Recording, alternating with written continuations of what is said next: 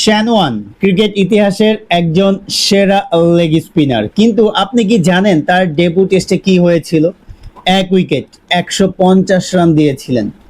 সেই পারফরমেন্সের পর অনেকেই ভেবেছিলেন এই ছেলে টেস্ট ক্রিকেটের জন্য না, কিন্তু শ্যানোয়ান নিজে কি ভেবেছিলেন? শ্যানোয়ান সেই ম্যাচের পর একটাই কাজ করেছিলেন, ভিডিও অ্যানালাইসিস।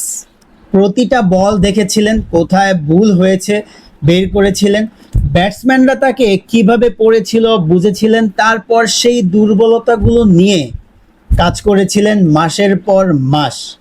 পরের বছর একই অপোনেন্ট, কিন্তু সম্পূর্ণ আলাদা শ্যানোয়ান। আমার বাজে পারফরমেন্স আমার বেস্ট টিচার ছিল, এটা শ্যানোয়ানেরই কথা। ফেইলার তাকে শেষ করেনি, ফেইলার তাকে শিখিয়েছিল। ফেইলার আপনাকেও শিখাবে যদি আপনি ফেইলার থেকে ফিরে আসতে পারেন।